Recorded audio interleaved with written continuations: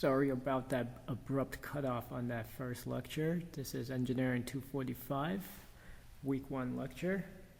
All right, so we are picking up where we left off after my software crash.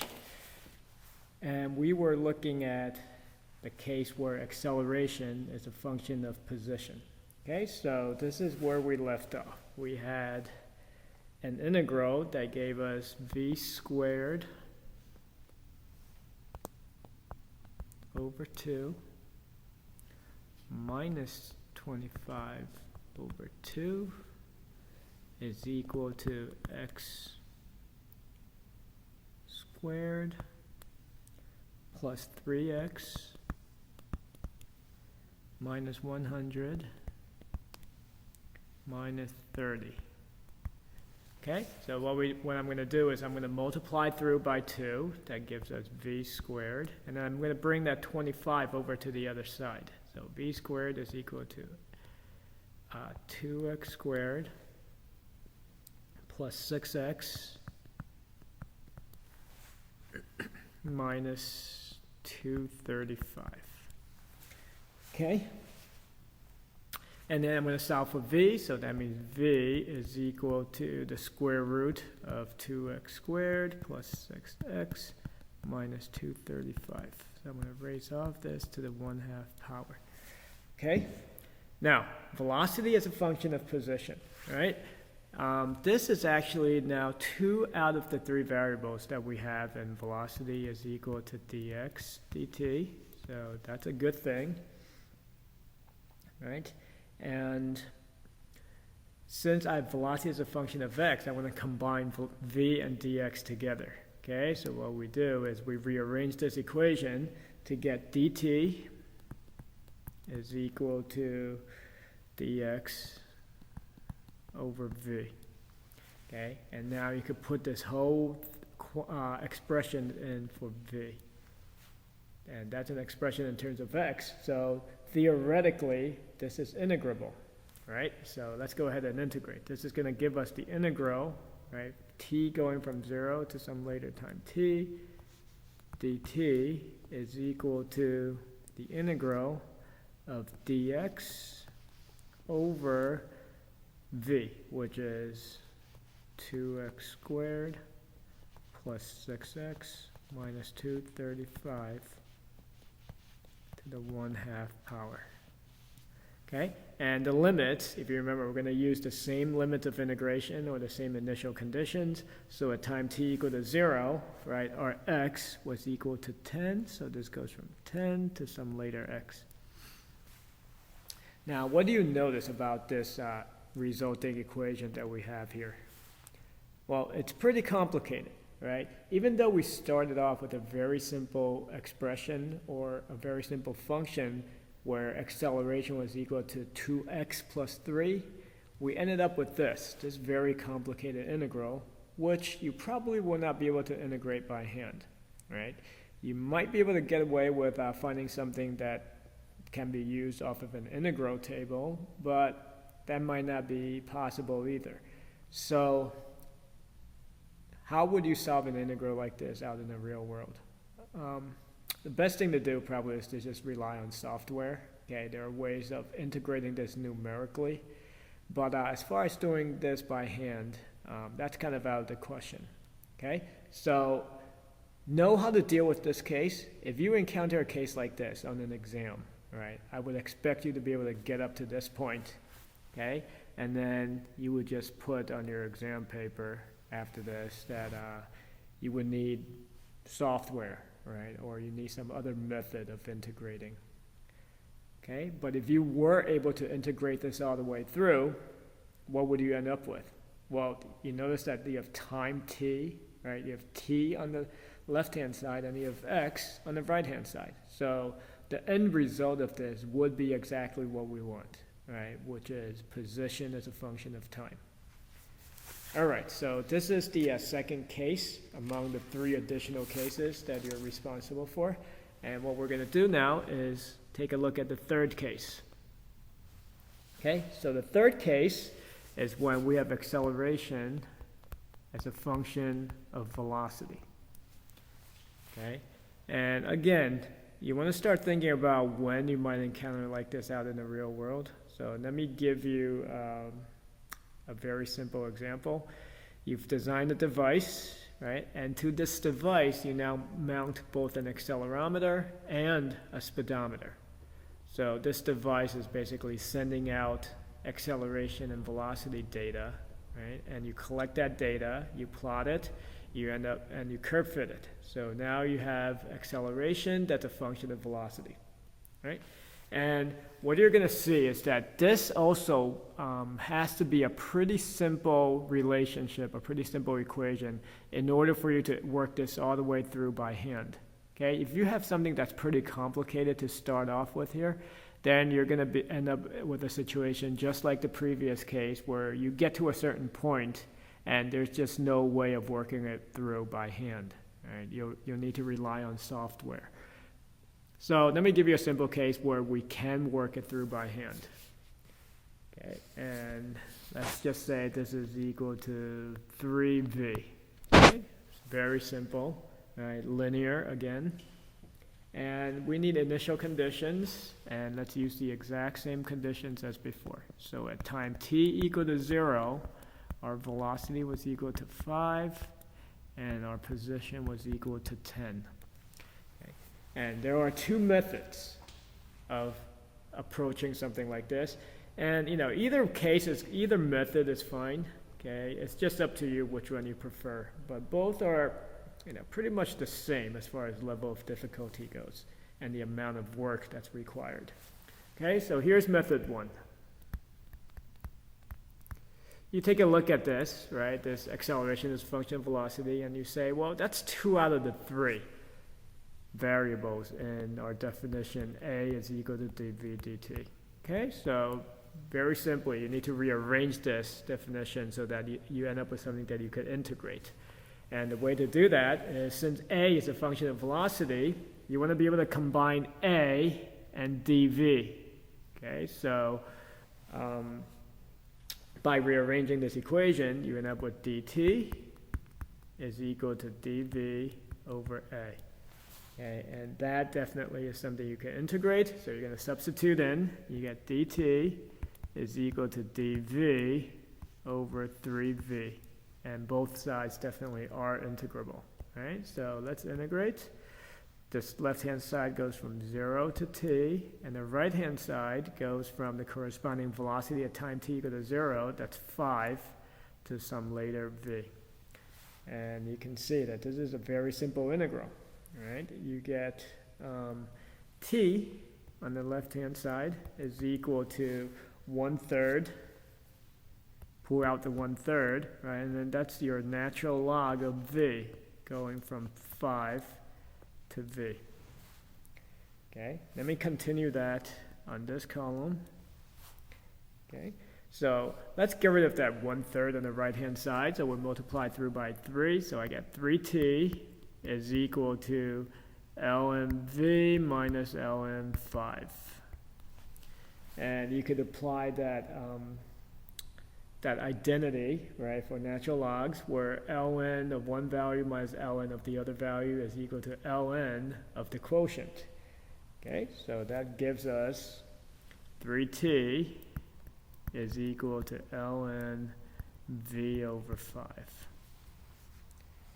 All right, and we really don't want to work with natural logs, right, in our equations here. So how do I get rid of the natural log? Well, you know from calculus or algebra that you take the exponential of both sides.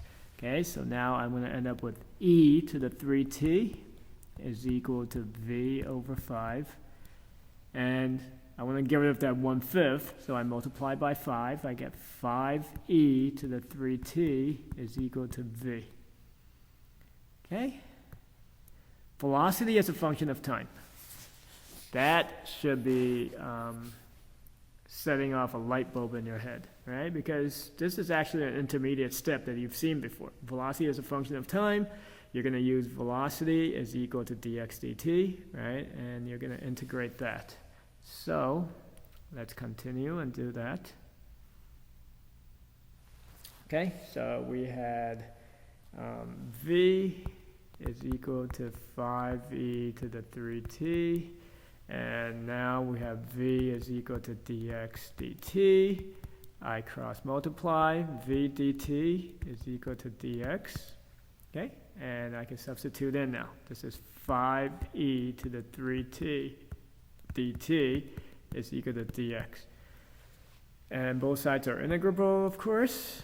Okay, time goes from 0 to t. Velocity goes from the velocity at time t equal to 0. I'm sorry, not velocity, position, right? So that's 10 to some later x. Okay, and of course you can integrate this fairly easily. On the left-hand side, you probably have to do some kind of a substitution, but, okay, what do you end up with is 5/3 e to the 3t, right, with limit from 0 to t is equal to x, right, with limit from 10 to x. Let me continue on this right column. All right, so I get 5/3 e to the 3t, right, minus 5/3 e to the 0. E to the 0 is 1, right, so that's minus 5/3. Okay, is equal to x minus 10. You want to solve for x, right? So that's x is equal to 5/3 e to the 3t minus, let's see, that's going to be a 30 over 3, right? So that bring that over, that's a 25 over 3 plus. Okay, so there's your result. That's our first method. What does the second method look like? Well, let's go ahead and work on that. So we have A is equal to 3v, right? That was our starting point. This second method says A comes from A is equal to dv dt, right? And then V actually comes from V is equal to dx dt. Right? And just like before, in the second situation, we said that what's common between these two, right, is dt. So I'm going to solve for dt here, right? dt is equal to dv over a, and then that gets plugged in to here. Okay. I'm going to plug that in here, so that gives me v is equal to dx over dv over a, and now I'm going to rearrange this, okay, and I'm going to end up with v dv is equal to a dx, okay, and here's what we're going to do. I have acceleration as a function of velocity. Right? So I need to combine A, there's acceleration, and then there are my velocities. So I get to combine my acceleration and my velocities, right? And what that's going to do is leave dx by itself on one side. So if you rearrange this, you get dx is equal to v dv over A. Okay, let's go to a new page. So A was equal to 3v, okay, and now we have dx is equal to v dv over A. So now let's plug in for that acceleration term, right? That gives us dx equals v dv over 3v. Nice, right? This is dx equals dv over 3. Obviously, both sides are integrable, right? X is going to go from 10 to some later x, whereas v goes from 5 to some later v. Those are our initial conditions, right? And now this is a very simple integral. This is x minus 10 on this side equals 1/3 v, right? 1/3 v minus 5/3. Okay, skipped a couple of steps there, but you should be able to fill in those blanks. Okay. I don't want the 1/3 and the 5/3, right? I don't want that 3 in the denominator, so I multiply through by 3. That gives me 3x minus 30 is equal to v minus 5, right? Get rid of the 5 by bringing it over to the other side, and I get v is equal to 3x minus 25. Okay? So now this is velocity as a function of position. Okay? And both can be found within our definition for velocity. V is equal to dx dt. Right? And now you can see where this is going, right? I gotta rearrange this definition somehow. I'm gonna do v dt is equal to dx by cross multiplying, right? And then I need v and dx combined together, so that leaves dt by itself. Dt is equal to dx over v. All right, let's go add a new page. All right, so what do we do with this? All right, dt is dx over v. dt is equal to dx over v. And from earlier, right, we had just found that v was equal to 3x minus 25. So now I get dt is equal to dx over 3x minus 25. Both sides definitely are integrable, so I'm going to integrate. Limit of t go from 0 to t. Limit of x, remember, go from 10 to x. Now you're going to have to do a substitution on the right-hand side, right? So you do something like u is equal to 3x minus 25. du is equal to 3 dx, right? And you just go ahead and substitute through and solve that integral. That gives you t is equal to 1/3, right? Since you have that 3 dx for du. 1/3 natural log of 3x minus 25 going from 10 to x. Okay? And add a new page. That gives you, right? Since I want to get rid of that 1/3 in front, I multiply everything by a 3. I get 3t is equal to natural log of 3x minus 25 going from 10 to x. That's 3t equal to natural log of 3x minus 25 minus natural log of, let's see, plug in a 10, right, that's 5. Right, so then keep simplifying. 3t is equal to natural log of 3x minus 25 over 5. Okay.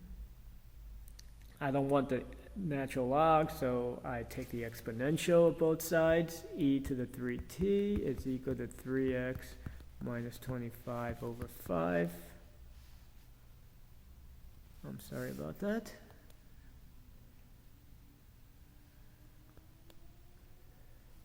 X minus 25 over 5, okay, and get rid of the 5, right, so that's 5e to the 3t is equal to 3x minus 25, and you can see, right, that if you solve for x as a function of time, you get x is equal to 5/3 e to the 3t plus 25/3, which is the exact same result as we had with the first method. Okay, so that is the very last case. okay, that you're responsible for. So just to recap very quickly, there are basically 4 cases, right, in which you're trying to get position as a function of time. The trivial case is where you already start off with position as a function of time, and in which case, if you want velocity and acceleration, you just differentiate. Okay. This case after that, right, is where you have acceleration as a function of time. Okay, and then the second case, in addition to that, is where acceleration is a function of position, and this is the one where you really need a very simple function. Right. Otherwise, you can only get up to a certain point before you end up with something very complicated that you can't integrate anymore, and you would need to use some kind of a numerical method, right? And then the third case, it's acceleration as a function of velocity. And for this case, you have 2 methods that you can use, right, which we went through. All right, so these are the 3 cases that you should be able to work through. Okay, and these are the 4 cases, right? And these 4 cases are really the ones that you encounter out in the real world. Okay, there's really nothing beyond this. Okay, so let me go ahead and get rid of some of these pages here. Sorry. This software is a little cumbersome to use. Okay, it serves its purpose, but it's a little tough to use sometimes. All right, so where do we go from here? We've done those cases, we've done a few examples. Before we go any further, okay, I want to talk a little bit about systems of units. Okay, and here's the reality of the situation when it comes to systems of units and studying engineering in the United States. Okay.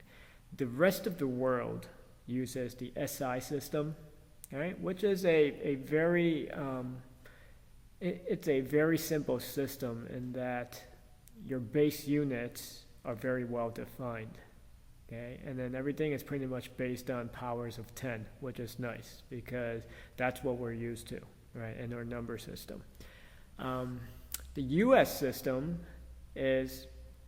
appears kind of arbitrary sometimes, right, with its conversions. You know, you have things like inches, and then there are actually 12 inches in a foot, right, and then you have all kinds of additional units like yards and miles and what have you. Okay, and then of course the biggest difference is when it comes to mass and weight, right? In the U.S. system, we use weight a lot more than we do mass, right? So the pound is used to describe basically anything that has matter, right? And whereas in the SI system, the kilogram, which is a unit of mass, is used. Okay, so unfortunately, okay, in the United States, we have to be able to work with both systems because a lot of engineering companies still use the U.S. system in this country, right? But because engineering is becoming more of a global industry, if you will,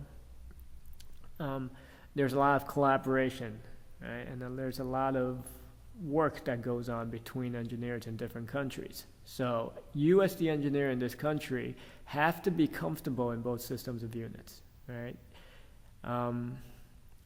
What that means is when you study something like dynamics in this country, you're going to encounter problems that are in both systems of units, okay? In fact, the problems in the book are probably evenly divided between those that are in the SI system and those that are in the US system.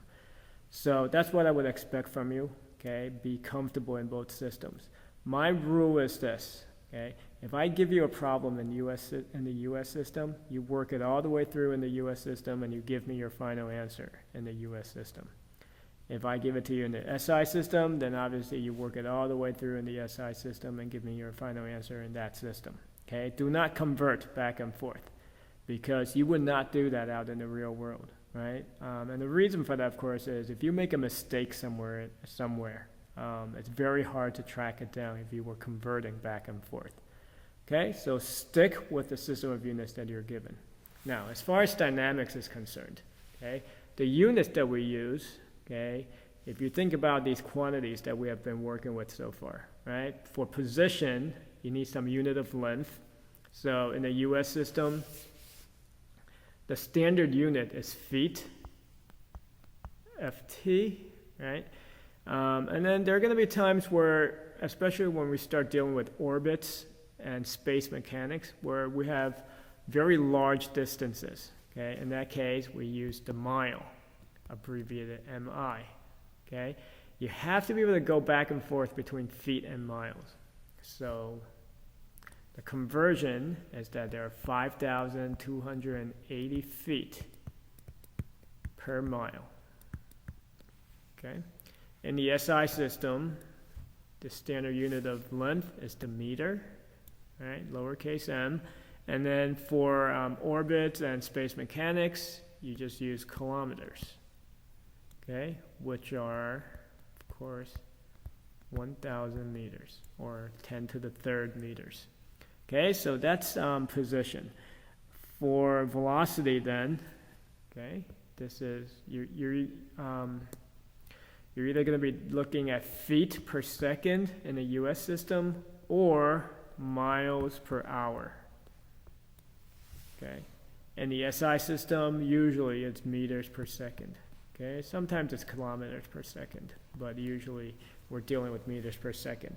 Okay. And then for acceleration, feet per second squared in the US system, meters per second squared in the SI system. Okay. And then once we talk about kinetics, right, where we're dealing with forces, unit of force in the SI system is the Newton, right?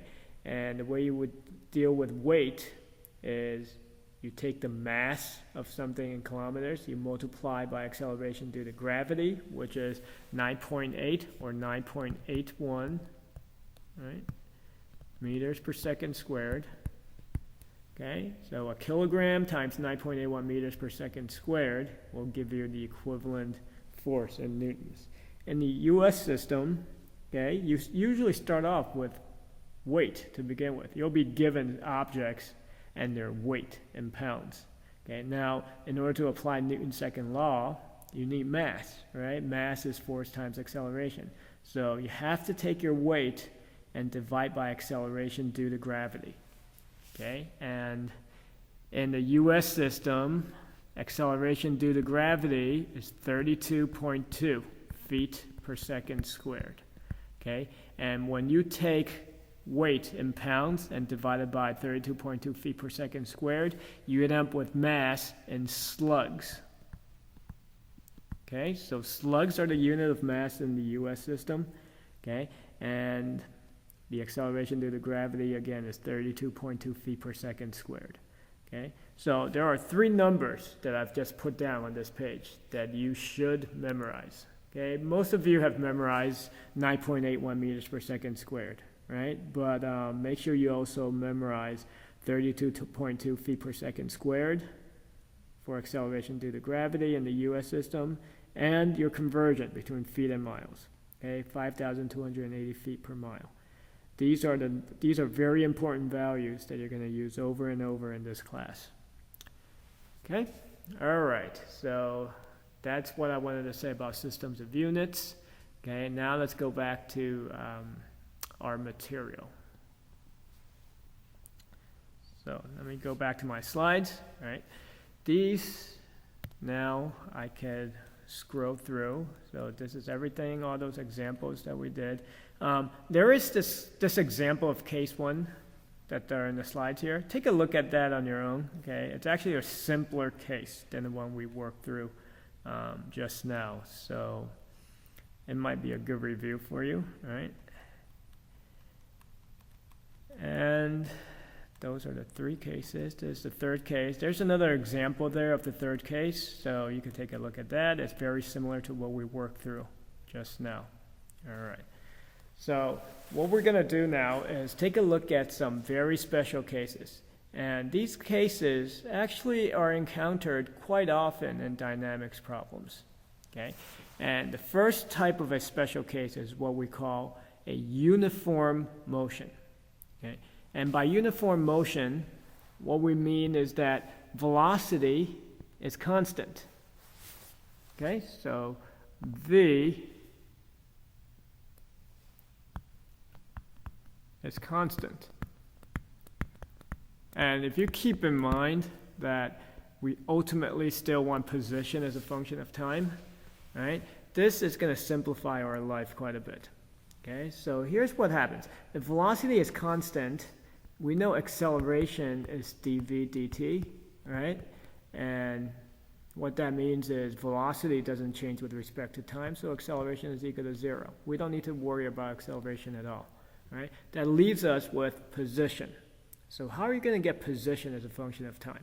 Well, we have velocity is equal to dx dt, right?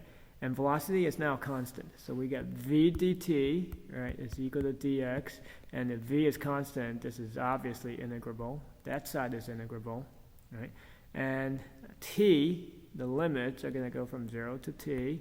Now, rather than using numbers here, I'm just going to do this symbolically, right? So x, our initial value for x, we use x sub 0, okay? All that 0 denotes is that it's the position at time x, at time t equal to 0, okay? And the upper limit is just some later value x, okay? If you work through this integral, it's very simple, right? You get v t on this left-hand side is equal to x minus x initial, x0, right? And if you solve for x, you get x is equal to x initial plus vt. This is a standard result, okay? And that means anytime your velocity is constant, your position is just this. You take your initial position and you add the velocity, which is constant, times the time. There is never a need to integrate anytime you run into a situation where velocity is constant, because all you will always get is this equation, okay? So it's a good idea to commit this to memory, okay? If you don't commit it to memory, then it's very easy to derive, right? You go through that integral. But if you work through this enough times, this becomes second nature to you. Right, this becomes one of your standard equations, one of your go-to equations. Okay? So this is uniform motion. When the second case, okay, is when acceleration is constant. This happens actually also very frequently. One of the most important cases of this is free fall, right? When you just drop an object from some height and let it fall under the influence of gravity. Right? In that case, your acceleration is acceleration due to gravity, which, as we said earlier, is 9.81 meters per second squared, or 32.2 feet per second squared. Okay? So constant acceleration, I'm sorry, that's not a equal to 0. This is a is equal to constant. Okay? And now we want to come up with a bunch of equations for this situation. So we're going to go through the derivations, right, to derive the equations, but obviously these equations are going to be standard equations as well. Okay, so I would go ahead and memorize these as well if I were you, right? If you don't memorize them, then obviously you should know how to derive them. All right, so let's start. Okay, so we're going to start, since a is the constant value, we're going to start with our acceleration definition. A is equal to dv dt, all right, you cross multiply, a dt is equal to dv. Since a is a constant, both sides are integrable, all right? I'm going to use my limits again. T goes from 0 to t. V goes from v sub 0, that's my initial velocity at time t equal to 0, right, over up to some later velocity v. This gives me at on the left-hand side is equal to v minus v initial, all right? If I rewrite this, this is v is equal to v initial plus at. So that's your velocity as a function of time, okay? So that's one of your standard equations. How do you get your position equation? Well, that comes from velocity is equal to dx dt, right? And now you have v dt is equal to dx, where v is this function of time that we had just earlier. Okay, so substitute that in, you get v initial plus at dt is equal to dx. Integrate. All right, t goes from 0 to t, x goes from x0 to x, and this is going to give you v initial t plus 1/2 at squared is equal to x minus x initial.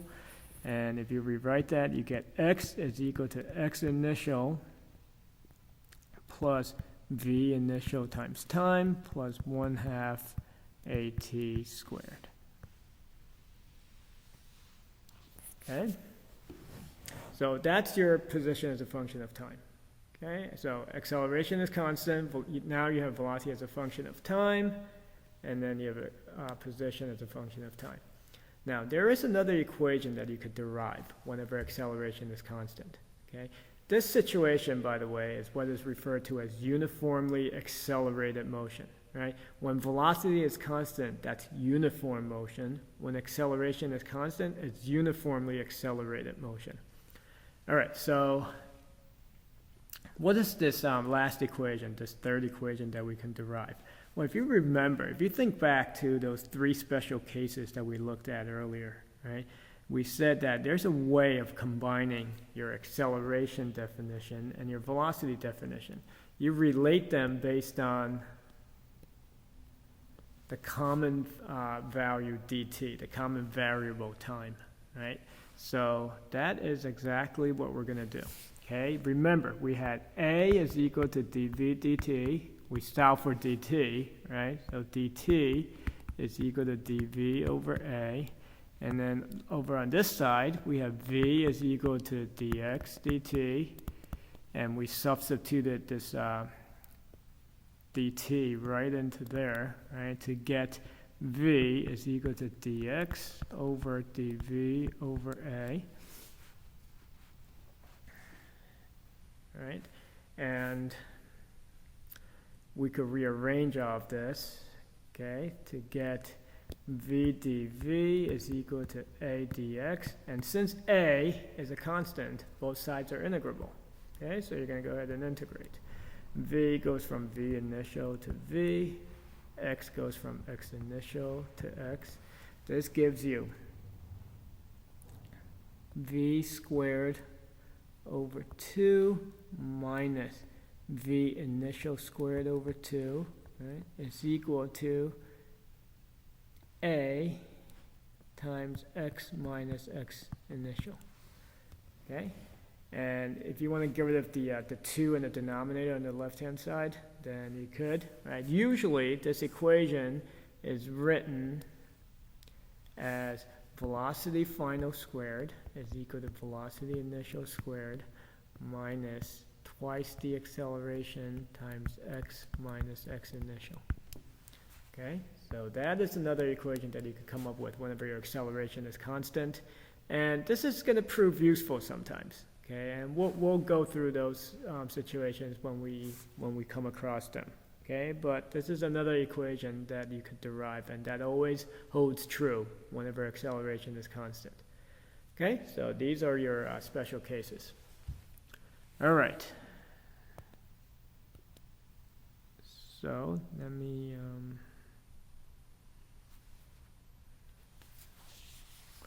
Actually, I made a mistake there, right? It's a plus.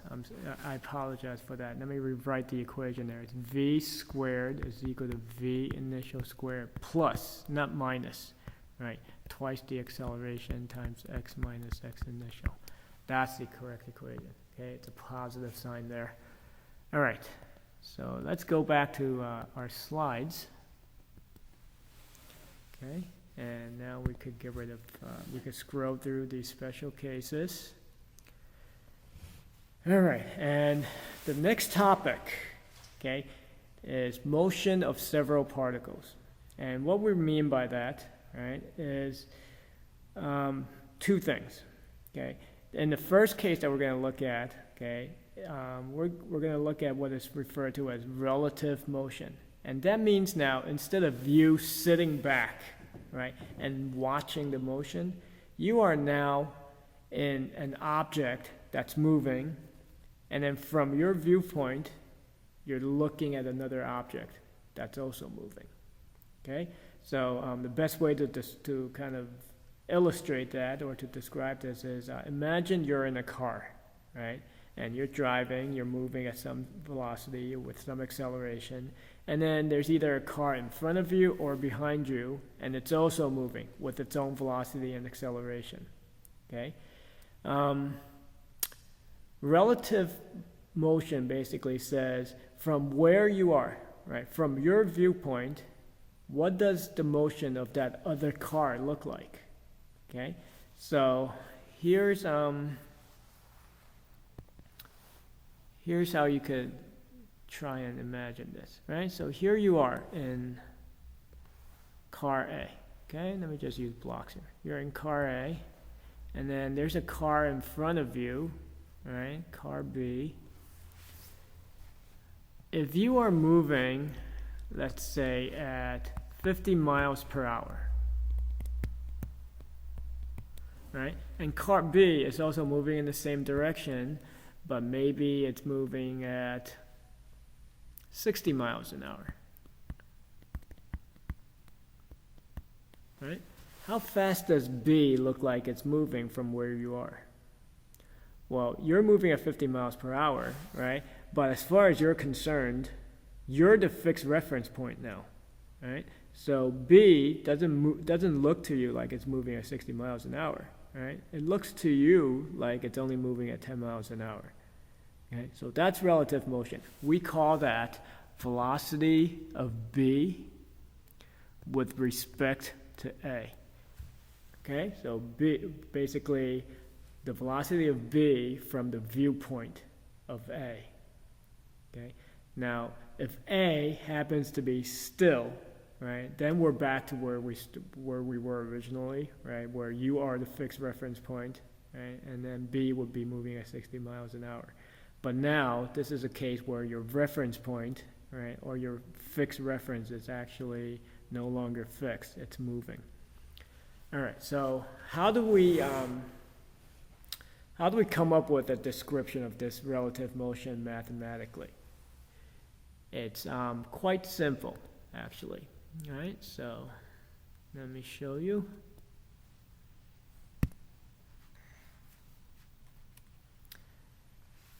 If you take a look at this figure on the bottom here, okay, the way we're going to describe this relative motion is to start with positions, okay? So here's A, right? Let's imagine that's where you are. You're in car A, right?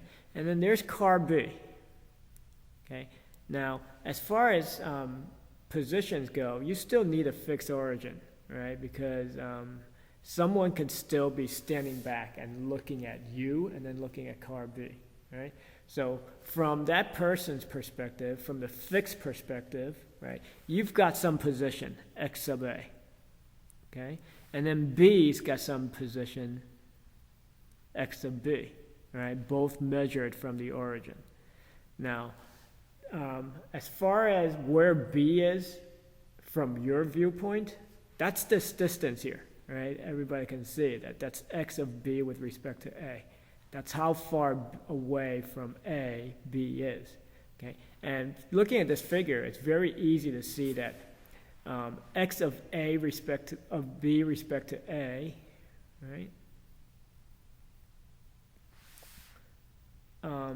is just X of B minus X of A. That's this here. All right? Everybody can see mathematically from that figure, that's how that works out, okay? So, so just from this, okay, we can now derive expressions for velocity and acceleration. Because how do we get velocities, velocity is dx dt. Okay, so let me go ahead and just write that down, right? So we have x of b respect to a is x of b minus x of a.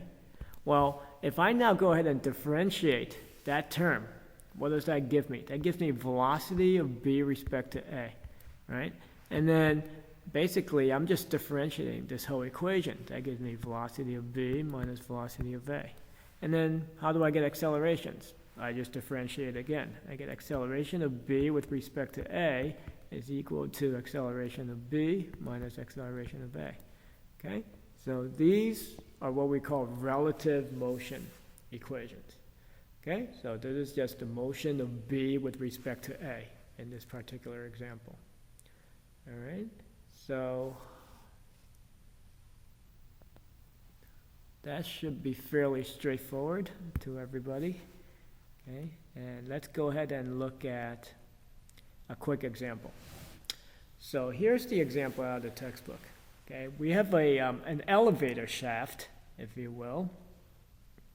Okay, and imagine someone opens the door in this elevator shaft 12 meters up from the ground. Okay, so someone opens the door, they're 12 meters up, and then they reach their arm into the elevator shaft and they toss a ball straight up in the air at 18 meters per second. Now, this ball is going to undergo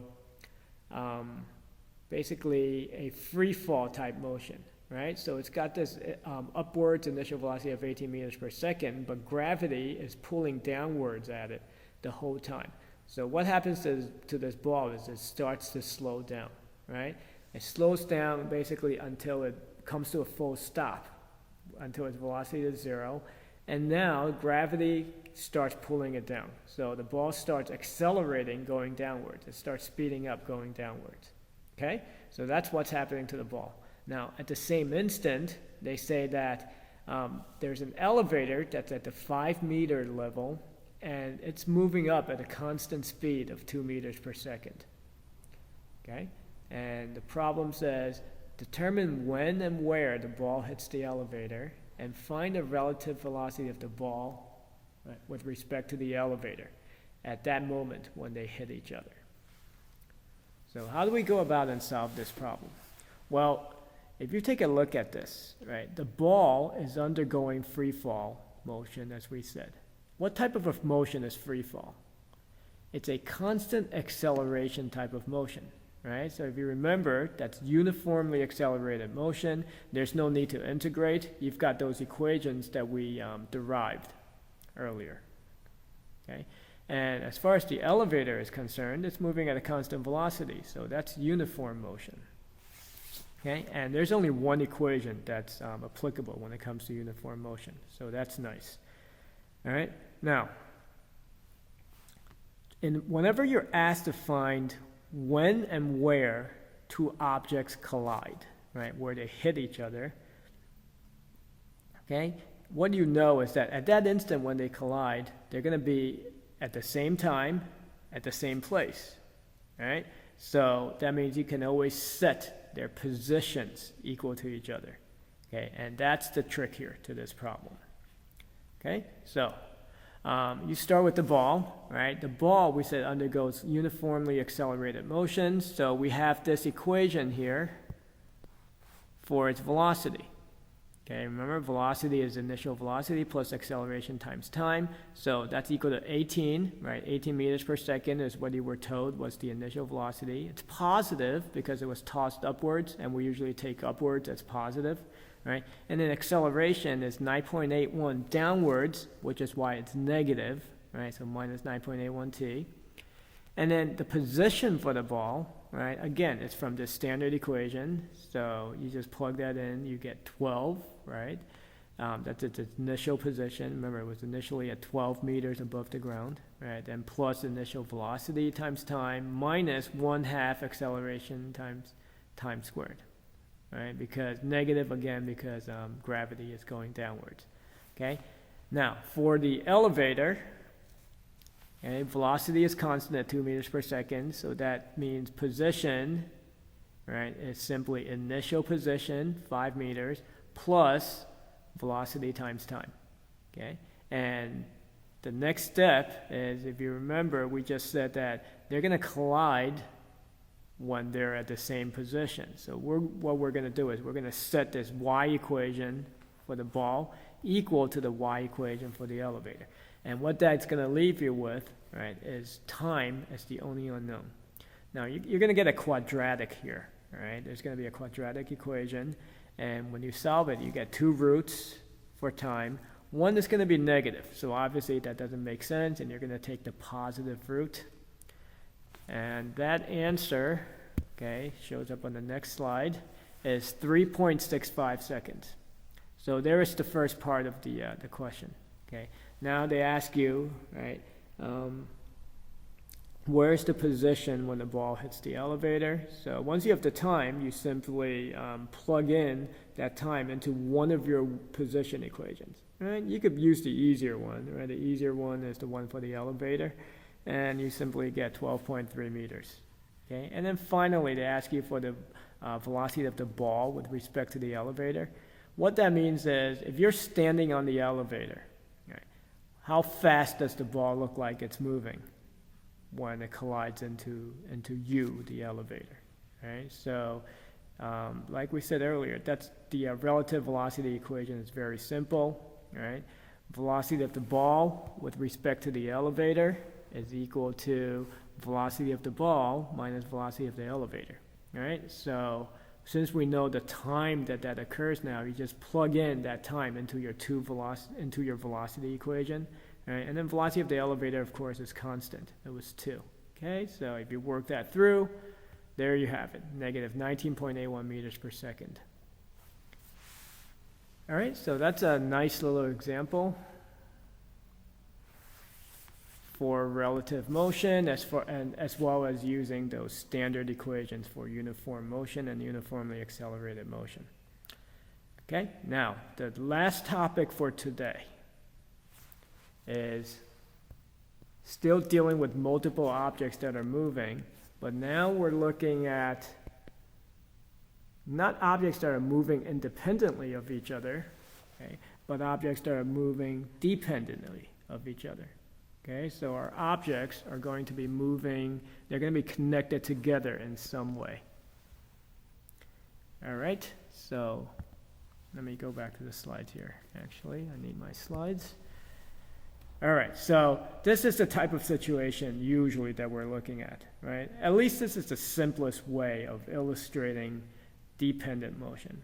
Okay, we basically have a bunch of blocks that are connected together by a rope of some sort. All right, so this is probably one of the simplest cases that you're going to find. Okay, it's not the simplest case. Let me show you the simplest case of dependent motion. It would be the case where I've got some ceiling. I hang a pulley from the ceiling.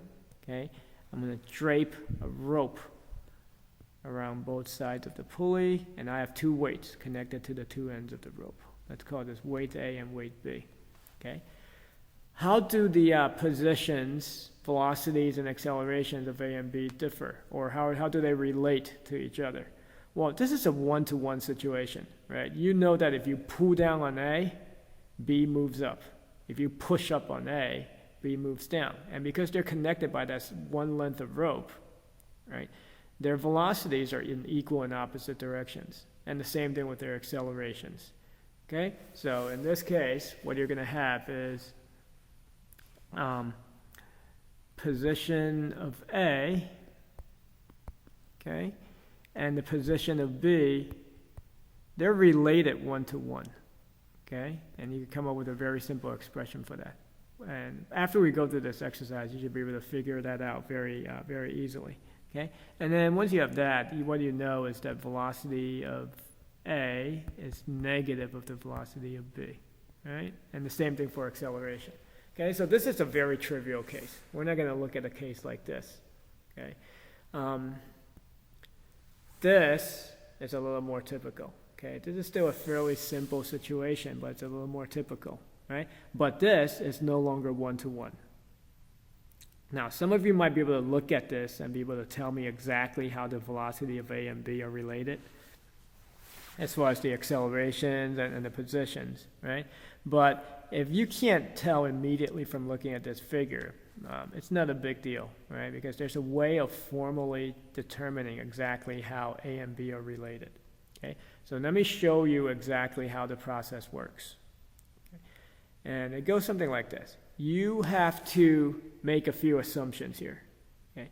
And the first assumption is that the ropes that connect your objects together, your weights together, never change length. Okay, so you're using rigid ropes. You're not using rubber bands or anything like that. Okay, so the length of the rope never changes. Then you're going to assume the diameters of the pulleys do not change, right? Those are constant. And the little pieces of rope, right, that the pulleys are hanging from, those are also of constant length.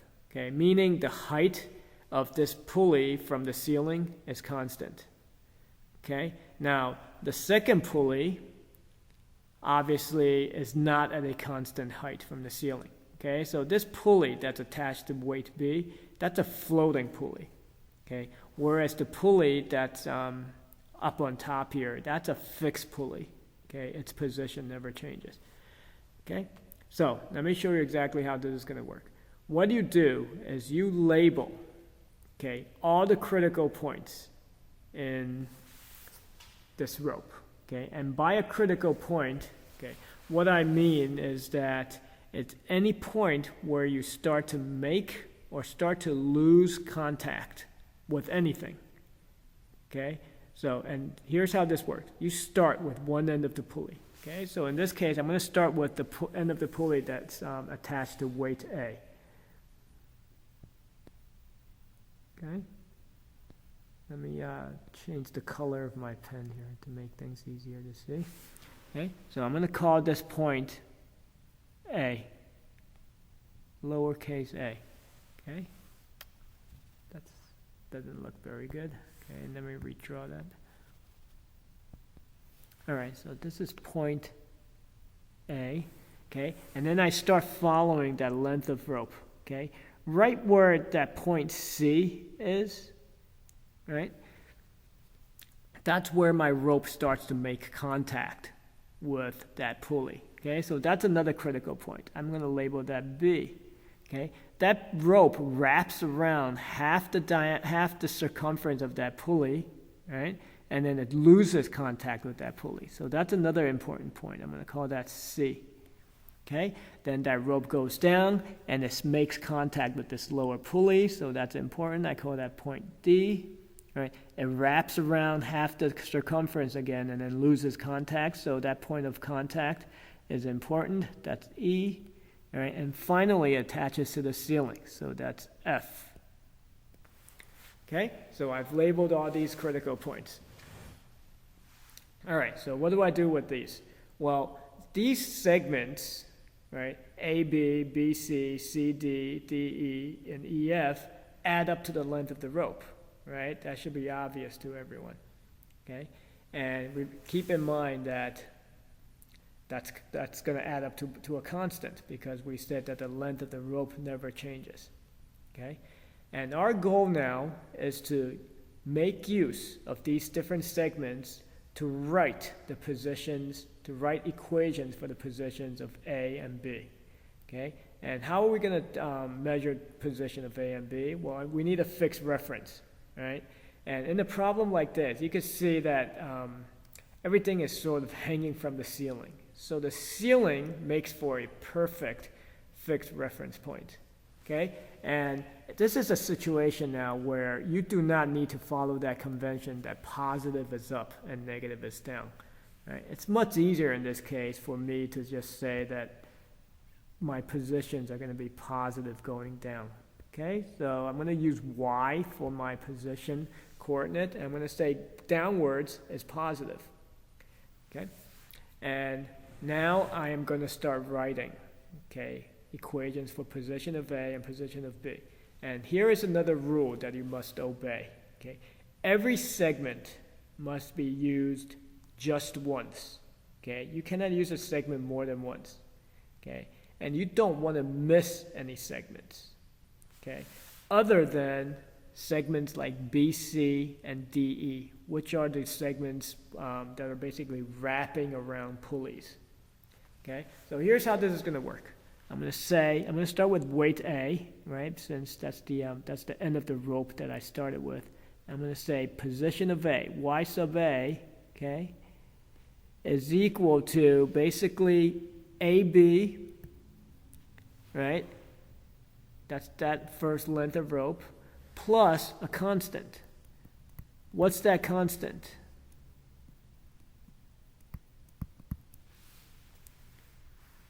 That constant is the distance from the center of that pulley to the ceiling. All right, that's a constant length. That never changes. Okay?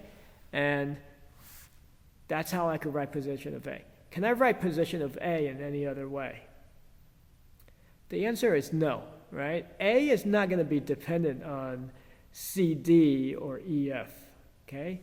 But B is dependent on those. Okay, so now I've moved to position of B, okay? That could be written as CD plus a constant. And here again, you might ask, what's the constant here? Well, it's the length from the ceiling to the center of the pulley, right? Plus the length from the center of the bottom pulley to weight B, okay? And then finally, I could write position of B in one more way. Okay? It's equal to EF plus a constant. What constant, you might ask? Well, it's the distance from the center of the bottom pulley to weight B. Okay?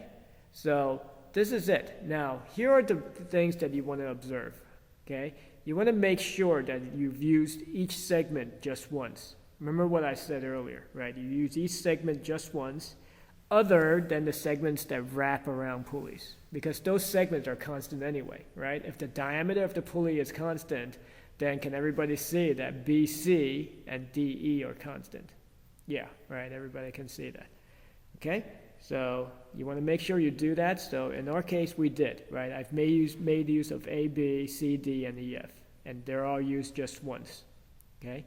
And you want to make sure you don't leave out any segments either, right? Because ultimately, what we want to make use of is the fact that the length of the rope is a constant, right? So once I've completed writing all these equations, I'm going to add them all together, okay? So on the left-hand side, I get YA, position of A, plus twice the position of B is equal to AB plus CD plus EF plus a constant, because three constants added together is equal to just some new constant, okay? So what can I say about this right-hand side? AB,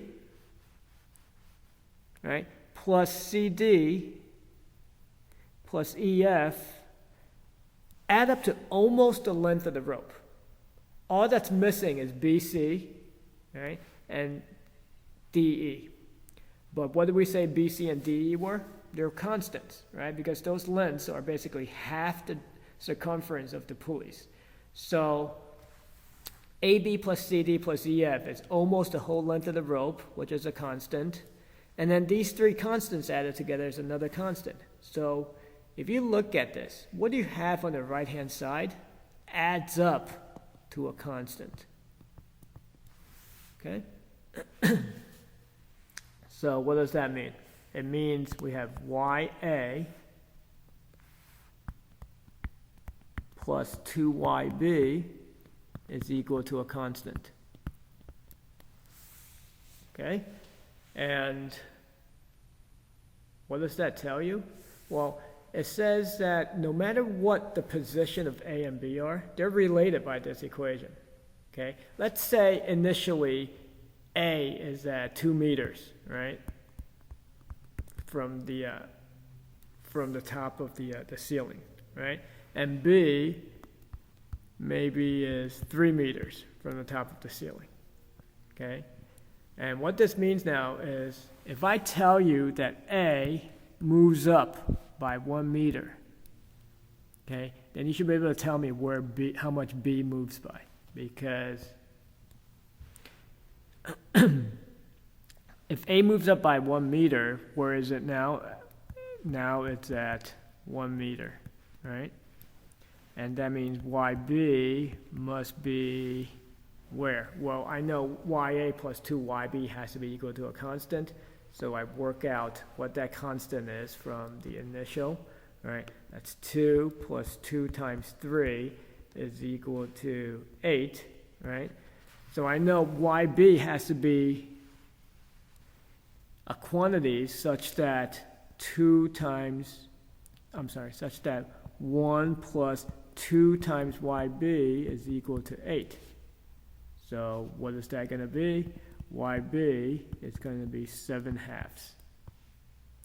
Okay, so that's how the position of A and B are always related. Okay, now how about velocities and accelerations? Well, very easy. Okay, YA plus 2YB is equal to a constant. Velocity is the first time derivative of position, right? So what you do is you differentiate, you do d dt of this whole equation. What does that give you? It gives you velocity of A, sorry, this was a plus, okay, plus twice velocity of B is equal to what? What is d dt of a constant? It's 0, okay? So there you have it. How do you get acceleration? You differentiate again. That gives you acceleration of A plus twice acceleration of B is equal to 0. Okay? So this is dependent motion.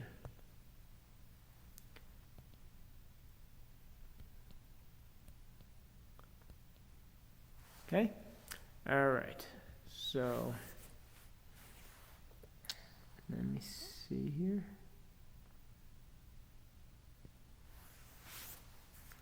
Let me erase everything that I've got.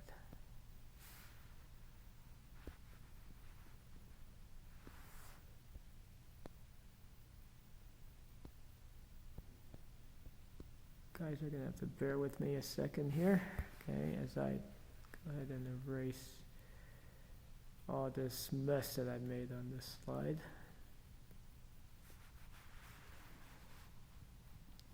There's a button probably somewhere to erase everything in one shot, but I haven't been able to locate it. Okay. So bear with me. This is new. This software is new to me. All right, so let's move on. Okay, we're going to look at something a little more complicated now.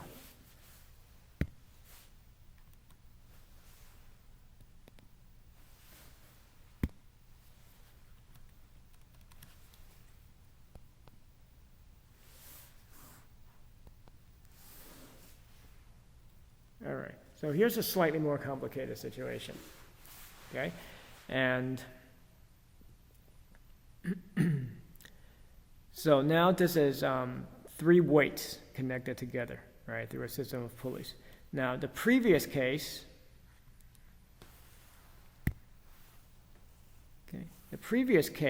is what we call a single degree of freedom system, because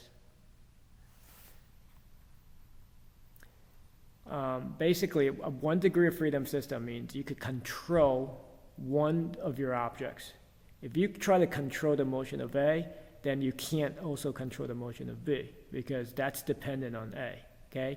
If I move A a certain way, then I've already determined how B is going to move, because B is directly related to A, okay? In this second example, okay, this is what we call a 2 degree of freedom system. And what that means is I can control the motion of 2 of these objects. Okay? Once I control the motion of 2 out of the 3, then that third object is determined for me. Okay? And you could try and visualize this, right? So for instance, if you pull down on C, do you know exactly how A and B are going to move? Okay? You do not, okay? I don't want you to think that if you pull down on C, both A and B are just going to move up by the same amount, okay? Because that's not going to happen, all right? If you pull down on C, you can imagine that maybe B also moves down and A moves up, okay? Maybe you pull down on C and A moves down and B moves up, okay? And then maybe you pull down on C and both A and B move up, okay? So you can't really make a determination of how two objects are going to move by moving just one out of the three, okay? So this is why we call this a 2-degree of freedom system, all right? So how do you work through this? How do you get a relationship between A, B, and C? Well, it's the same process, okay? You're going to start with one end of the rope, right? And you start labeling A, B, C, D, E, right? All your critical points, okay? And so let me go ahead and try to do that again here, right? You don't worry too much about what's going on in this slide, okay? Let's do it in a more clear way. So I'm going to start at this end of the rope, right, where it attaches to the ceiling, okay? Let me zoom in on this, okay? All right, so I'm going to call that A. That's my first critical point. It goes down to this pulley here, right, makes contact, so that's B. Wraps around, C. Goes up here, that's D. Wraps around, that's E. Goes all the way down here, that's F. Wraps around, G. All the way up here, H. Wraps around, I. And then goes all the way down to weight C, that's J, okay? And now I'm going to start writing positions, okay? So, start with position of A. I get YA is equal to AB plus a constant. I'm going to write constant CO, okay? And then position of A can also be written as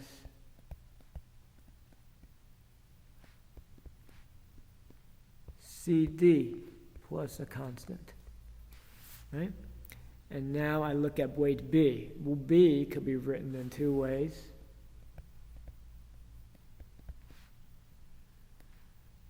Okay, that's EF plus a constant.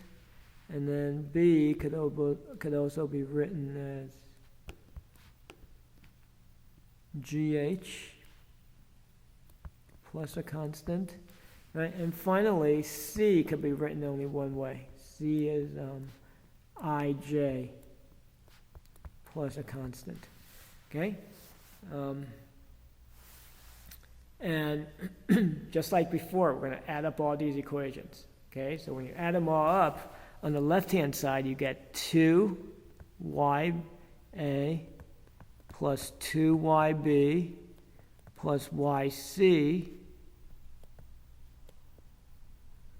is equal to what is essentially the length of the rope plus some constant, which altogether is a constant, okay? Which is Y, you end up with this result. 2XA plus 2XB plus XC is equal to a constant. Okay, so hopefully that's clear for everyone.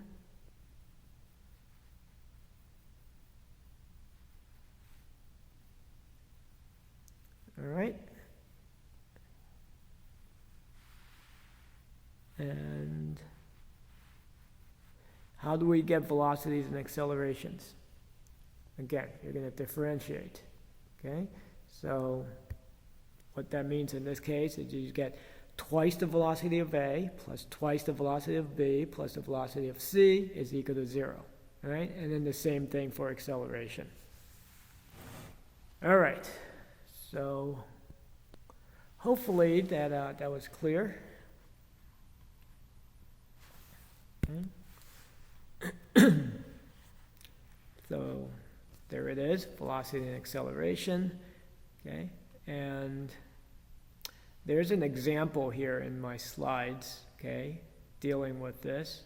So if you look at this example, okay, even though A is kind of on that rod, it doesn't have to be, right? You could look at A, imagine A as if it were just hanging straight down from that rope, right? And the other important thing to note here is pulley D is going to be moving up and down, right? Even though there's no weight attached to pulley D itself actually has to be considered a weight, okay, because it's moving up and down.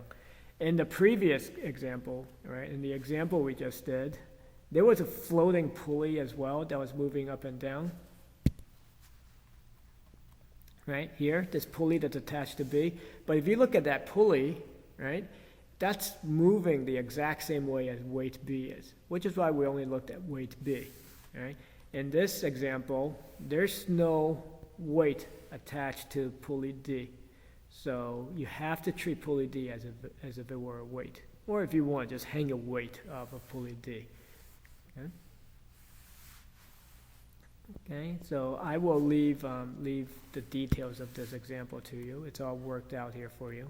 Okay, and there's some use of those special equations, right? Uniformly accelerated motion equations again. So make sure you know how to apply those equations. Okay, and we'll see more and more examples of those as the chapters go, as the course goes along. Okay, so that's the end of that example, and that basically brings me to the conclusion of today's lecture. All right, so hopefully hopefully there's not too big of a difference between these online video lectures and what I would actually do in the classroom. Okay, if you have any questions, again, feel free to email me. Okay, I will be available always by email while I'm away. I will check my email at least once a day. So email me with any concerns that you have, with any questions that you have. Okay, I will try to make myself available for a few hours each day to be in such a way that if you email me, right, I will try to respond immediately. So in that way, if you want to hold an email conversation in almost real time, we can do that. Okay, but I'm still working on the times that I will make myself available. So be on the lookout for an announcement as far as that goes. Okay, so with that, let me sign off, and we will pick this up again in my next lecture. Okay, so try and keep up with these video lectures, and that way we'll be all up to date once I return. Okay, all right, I will see you all next time then.